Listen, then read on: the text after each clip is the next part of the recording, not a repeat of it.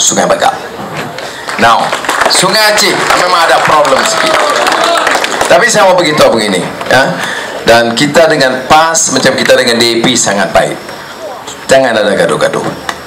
Dan saya nak bagi nasihat, bukan saya kepada keadilan dan DAP, termasuk kawan-kawan PAS, kerana saya percaya dia hantar wakil dengar. Ya. Hubungan kita kena jaga. Sebab apa saya tak Cikgu Bat di Sungai Aceh? Kerana keputusan majlis pimpinan pusat setuju untuk Sungai Aceh sebagai kerusi keadilan. Kalau tidak saya tak letak, saudara. Kanga dulu Parlimen Keadilan, tapi PAS minta umum. Okey, jangan gaduh. Dungun Parlimen Keadilan, PAS minta okey, jangan gaduh. Ya. Kemudian di Perak ada kawasan Cangkat Jering, kita sudah menang. Tapi Datuk Seri Niza kata dia mau tanding situ. Oh yo, saya kata aku susah, lalu ambil tempat kita menang. Dia kata tak apa, kita tukar, bagi tempat, kalah pun tak apa, tukar dengan keadilan. So kita setuju. Tapi 2-3 minggu yang lalu PAS Perak kata minta tolonglah, Tosa gantilah, too late, kita sudah siap calon. Jadi saya kata okey lah, ambil Cangkat Jering, Tosa gaduh. Di bawah gaduh, sebab orang keadilan kata ini macam mana kita bagi ini. Dengan DAP nyok berpindah steady, tak ada problem. Jadi di Perak ambil Cangkat Jering, tak ganti, walaupun ada perjanjian ganti.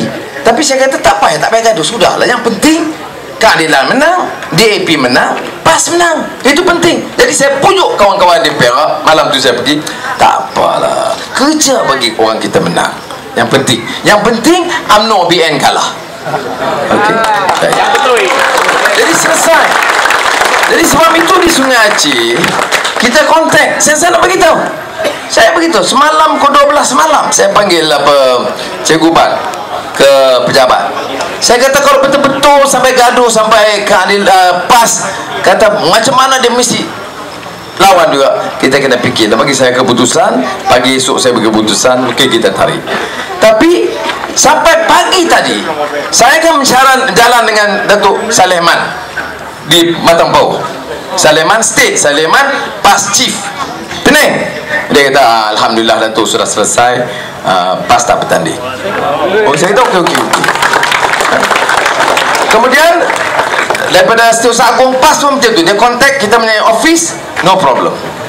Jadi sebab itu saya tak mau, sebab saya selaras PAS itu penting bagi kita, dan PAS banyak bantu kita. Saya tahu, sebab saya 98 baik saya kena pecat saja, terus masa itu Presiden PAS marhum Ustaz Fadil terus bagi 100% support. Jadi saya mesti ingat keadilan New Party masa itu. Siapa sokong kawasan Melayu? PAS. Siapa sokong kawasan Cina? DAP. Jadi saya ingat, dan saya tidak mau ada apa-apa masalah. Sebab itu kita kena jaga. Buat sementara ini kadang-kadang nak mudah dia panas sikit lah, ya. Tapi sudah kalau sampai pagi tadi information saya dapat dari Ibu Tempat PAS, mereka akan usulkan supaya PAS tidak bertanding. Mungkin ada silap faham sikit, kita boleh betulkan. Give us a few days, ya. Kita selesaikan dengan baik, kerana di kalangan 3 parti kita tidak harus ada apa-apa salah faham. Yang penting bagi kita, ya, Cikgu Bat ini, ya, tokoh penting dalam keadilan, bukan dalam keadilan, dalam kegiatan masyarakat. Berani, tegas, dan jelajah seluruh negara, dapat menarik anak-anak muda supaya memberikan sokongan kepada Pakatan Rakyat. Dia kerja bukan saja untuk keadilan, untuk program PAS dia all out, program DAP all out. Dia tidak hanya berfungsi sebagai tokoh keadilan. Sebab itulah saya fikir, ya, kerana Sungai Aceh dulu kita kalah 200 undi lebih begitu sikit, maka kita cadangkan supaya tokoh penting nasional. Patut Cikgu Bat tempat dia bukan state, patut nasional, parlimen. Tapi oleh kerana kita mau kawasan ini menang, dan saya mau dia jadi base awal di Sungai Aceh, maka saya setuju bagi tahu kat dia jadi calon keadilan Pakatan Rakyat Sungai Aceh.